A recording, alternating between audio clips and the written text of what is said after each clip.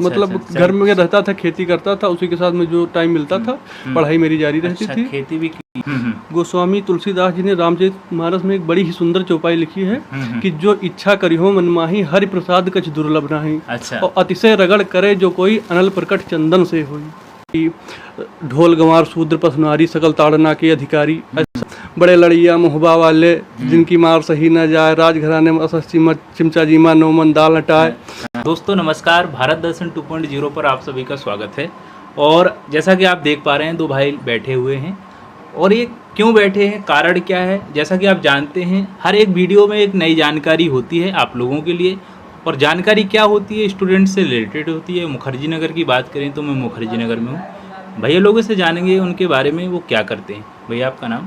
प्रशांत मिश्रा मेरा नाम है। अच्छा, कहाँ से बिलोंग करते हैं? यूपी से, बाराबंकी से। अच्छा अच्छा, क्या कर रहे हैं अभी आप? यूपीएससी की तैयारी करने के लिए दिल्ली आए हैं। अच्छा अच्छा, और आप? मेरा नाम रमाकांत है, मैं भी बाराबंकी से हूँ। मैं भी यहाँ यूपीएससी की तैयारी करने के लिए आया हूँ। अच्छा अच्छा, तो दोनों शायद एक ही जगह से हैं? हाँ, दोनों या लोग पड़ोसी हैं या भाई हैं आप लोग? नहीं, भाई नहीं है, एक ही जगह से हम दोनों मतलब लोग। फ्रेंड हैं। अच्छा, तो यहाँ पे आप कोचिंग ले रहे हैं कि सेल्फ पढ़ रहे हैं? नहीं, मैं सेल्फ स्टडी कर रहा हूँ। सेल्फ कर रहे हैं। और भैया आप? हम ऑप्शनल की कोचिंग ले रहे हैं और सेल्फ स्टडी कर रहे हैं। अच्छा, ऑप्शनल क्या है आपका? हिंदी लिटरेचर। हिंदी लिटरेचर जी। तो ऑप्शनल कहाँ से ले रहे हैं आप? दृष्टि से। दृष्टि से। जी। अच्छा, तो ये बताइए कि हिंदी साहित्य में बहुत सारे स्टूडेंट अब एक लाइन सी लग गई है हिंदी साहित्य ऑप्शनल लेने में। पहले ज्योग्राफी लेते थे, हिस्ट्री लेते थे, पॉलिटी लेते थे। अब क्या कारण रहा है कि इस साल या पिछली साल से बच्चे हिंदी साहित्य में आ रहे हैं? इसका एक सबसे बड़ा कारण यह है कि यह सब्जेक्ट थोड़ा स्कोरिंग है। दूसरी सबसे बड़ी बात है कि इसका जो मटेरियल है हाँ। मुखर्जी नगर में, और इसके जो टीचर हैं जैसे विकास दिव्यकीर्ति सर हैं, तो बहुत अच्छे से इसको कवर करते हैं। इसका कारण ये है कि इसीलिए बच्चे जो है, कोर्स भी छोटा है तो इसके प्रति बच्चों का रुझान ज़्यादा है। अच्छा। हिंदी लिटरेचर के प्रति। अच्छा। और स्कोरिंग भी है, इसलिए इसको 2-3-4 महीने में बड़ी अच्छी तरीके से कंप्लीट किया जा सकता है। अच्छा, तो डिमांड की बात करें, कुछ ऐसे ही होते हैं, कोई वस्तु की जब डिमांड बढ़ती है तो कहीं ना कहीं उसका अभाव भी हो जाता है। अब जैसे ज़्यादा स्टूडेंट हो जाएंगे हिंदी साहित्य में तो कहीं ना कहीं फिर उसमें नुकसान भी होने लगेगा, रिजल्ट भी वैसे। देखिए, नुकसान का मतलब इस पर डिपेंड नहीं करता है। जब तक प्रीलिम्स क्वालिफाई नहीं होगा तब तक आप मेंस के लिए एलिजिबल नहीं होंगे। अच्छा, जब प्रीलिम्स क्वालिफाई करेंगे तभी आप उसकी मुख्य धारा में से जुड़ पाएंगे। अच्छा। जब आप उसकी मुख्य धारा से जुड़ पाएंगे, जब तक प्रीलिम्स क्वालिफाई होगा नहीं तब तक आप वहाँ तक जा नहीं पाएंगे। तो इससे कोई प्रभाव नहीं पड़ता, मेरा मानना है। अच्छा अच्छा, तो आप तैयारी कब से कर रहे हैं दिल्ली में? तैयारी हम तो अभी 2 महीने हुए हैं। 2 महीने? अच्छा। इसके पहले भी ऑनलाइन हमने कोचिंग ली है जीएस की। अच्छा अच्छा अच्छा, आपको कितना टाइम हो गया? दोनों लोग साथ में आए हैं। साथ में आए हैं। तो तैयारी के लिए 2 महीने हुए हैं कि इससे पहले भी आप घर पे रहते थे, वहाँ से भी धीरे? नहीं, घर पर रहकर हम सेल्फ स्टडी करते थे, लेकिन यहाँ आए हुए भी मुझे 2 महीने ही 2 महीने हुए हैं। तो क्या अनुभव रहा है दिल्ली का आपका? दिल्ली का अनुभव ये रहा कि दिल्ली में अगर आप कोचिंग ले रहे हो दिल्ली से तब तो अच्छी बात है, लेकिन अगर आप यहाँ कोचिंग नहीं ले रहे हो तो अगर आपको अगर घर में टाइम मिल रहा है तो इससे सफिशिएंट और कुछ नहीं है।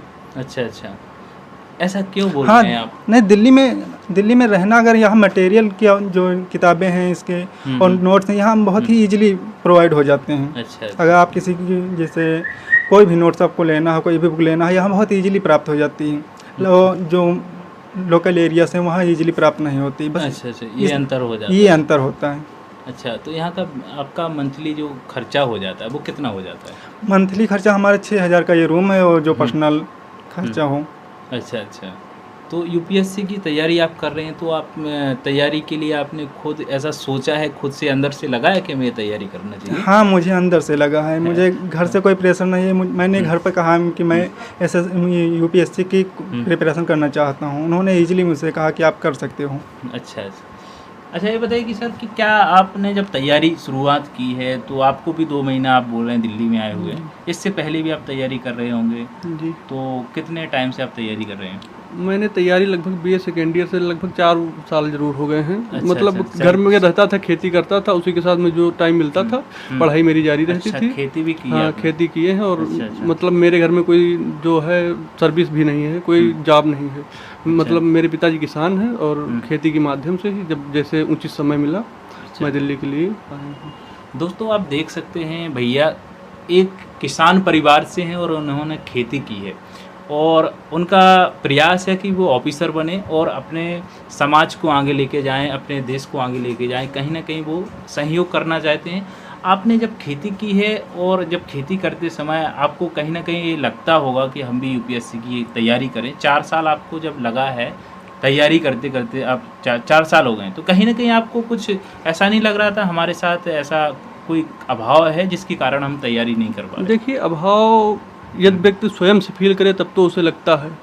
गोस्वामी तुलसीदास जी ने रामचरितमानस में एक बड़ी ही सुंदर चौपाई लिखी है कि जो इच्छा करिहो मनमाही हरि प्रसाद कछ दुर्लभ नाही। अच्छा। और अतिशय रगड़ करे जो कोई अनल प्रकट चंदन से होई। तो अगर जो व्यक्ति के अंदर प्रबल इच्छा शक्ति है तो उसके लिए इस संसार में कुछ भी दुर्लभ नहीं है। मेरा मानना तो यही है। बहुत बड़ी बात आप कह रहे हैं, मोटिवेशनल बात कह रहे हैं, और सभी स्टूडेंट इस पे अमल भी करेंगे। आपने जो बोला है वो एक सच बोला है। आप 2-4 और भी बोल सकते हैं, ऐसा नहीं है। यही लिए मेरा मानना है कि अगर जो आप वास्तविकता में तैयारी कर रहे हैं तो सफल आप होंगे ही। बिल्कुल होंगे, बिल्कुल।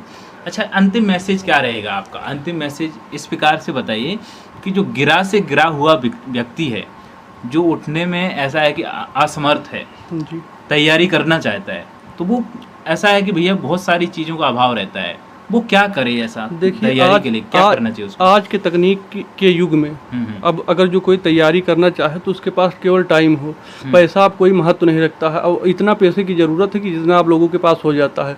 कम से कम 10-20 हज़ार वाला तो हर व्यक्ति है भारत में, इससे कम का तो कोई नहीं। लेकिन अगर जो 10-20 हज़ार उसके पास टाइम भी हो, क्योंकि कारण ये होता है कि जब लोग तैयारी करते तो उनके पास टाइम नहीं होता, उनकी जो रोटी कपड़ा मकान है इनसे ही वंचित होते, तो इसमें कहाँ टाइम दे पाएंगे।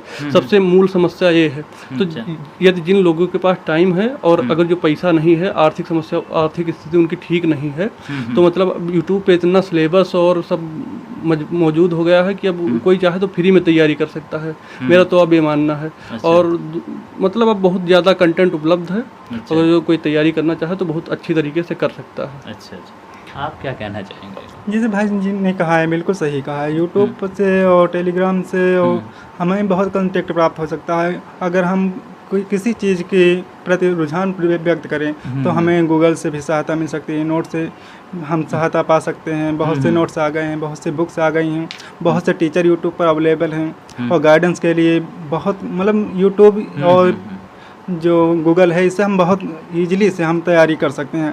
पर रुझान ये होना चाहिए कि हमको लक्ष्य पर पहुंचना है तो पहुंचना है। अच्छा, इंटरेस्ट होना चाहिए। इंटरेस्ट होना चाहिए।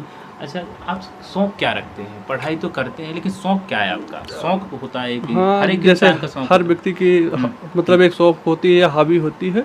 तो मेरी हॉबी है जैसे धार्मिक किताबें पढ़ना या आल्हा वगैरह सुन लेना, जिससे थोड़ा मनोरंजन हो जाए। तो मतलब आप बुंदेलखंड से बिलोंग करते हैं? बुंदेलखंड नहीं, यूपी से बिलोंग करते हैं। लेकिन अब जैसे किसी का रुझान हो गया, जैसे अब हम लोगों के क्षेत्र में लल्लू वाजपेयी ज़्यादा प्रसिद्ध रहे, तो उनको सुन करके थोड़ा मतलब लगाव हुआ, इसलिए। तो धार्मिक आपका जो इंटरेस्ट है धार्मिक चीज़ों में ज़्यादा है। तो क्या कुछ ऐसे धार्मिक साहित्य की कोई किताब है जहाँ से आप कुछ बोलना चाहें? हाँ, जैसे अपने शौक के हिसाब से। गीता है और रामचरितमानस है, और इसके अलावा सुख सागर, विश्राम सागर, बहुत सी ऐसी किताबें हैं जो मतलब मोटिवेट करती हैं और मानसिक सुख। सबसे बड़ी बात तो यह है कि ये मानसिक सुख प्रदान करती हैं और जीवन के बारे में सही बताती हैं कि हमको क्या करना चाहिए। कहीं ना कहीं अब ये नहीं देख रहे हैं कि धार्मिक जो चीज़ें हैं, कहीं ना कहीं किसी इंसान के बारे में कुछ ऐसी चीज़ें हैं कि कुछ गलत प्रवृत्ति की बातें भी लिखी होती हैं, तो उनको किस प्रकार से आप अपने जीवन में उतारते हैं? कि ऐसा नहीं है कि हर एक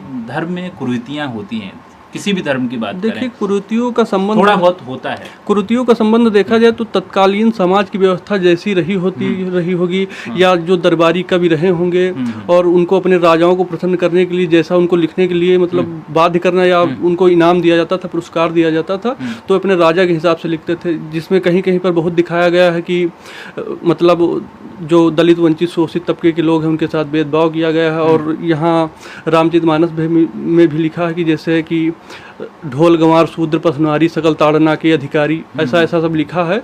तो कहीं ना कहीं उस समय की ये व्यवस्था थी और मतलब रूढ़ियाँ प्रचलित थी समाज में, तो उनसे वे बच नहीं पाए हैं कभी लोग। अच्छा, तो उस चीज़ को आप अपने साथ में लेना चाहते हैं कि उसको छोड़ देते हैं? नहीं, हम उसको छोड़ते हैं। और जैसे जैसे समाज आधुनिक होता है, क्योंकि जो परिवर्तन है वो संसार का नियम है, तो परिवर्तन के साथ ही। चलो ठीक है। तो आला खंड का कुछ आपको वाक्य याद होगा तो बता सकते हैं थोड़ा बहुत? हाँ, थोड़ा बहुत याद है। हाँ तो बोल सकते हैं, उसमें कोई शर्म वाली बात नहीं है। आल्हा में जैसे कुछ मतलब वो है कि बड़े लड़िया मुहबा वाले जिनकी मार सही न जाए, राजघराने में असस चिमचा जीमा नौमन दाल हटाए, हाँ, हाँ। और भैंस बयानी है कनौज में पड़वा गिरा फर्रुखाबाद, इस प्रकार के अशाक, और मतलब ऐसे तो बहुत प्रकार से अच्छा, बोला जा अच्छा। सकता है। भाई देख सकते हैं ना, एक यूपीएससी जो एस्पिरेंट होता है हर एक क्षेत्र में मजा हुआ होता है। और बात करें भैया की तो कृषि की है, उन्होंने किसानी की है, और किसानी करने के बाद वो किताबों से वो शुरू से जुड़े हुए हैं और अब ऑफिसर बनने दिल्ली आए हैं। सभी की शुभकामनाएं दोनों के साथ रहेंगी, सभी के साथ रहेंगी, आप भी सफल हों और हर एक इंसान सफल हो, भैया लोग भी सफल हों, शुभकामनाएं रहेंगी। यदि ये सफल होते हैं 1-2 साल में तो हम इंटरव्यू लेने ज़रूर आएंगे और आपकी इजाज़त रहेगी। हम ऐसा आशा करते हैं कि आप सफल हों, आप भी सफल हों, सभी सफल हों। आप देख रहे हैं, आप सभी सफल हो अपनी ज़िंदगी में। अगले वीडियो में नए टॉपिक के साथ मिलेंगे, तब तक के लिए नमस्कार।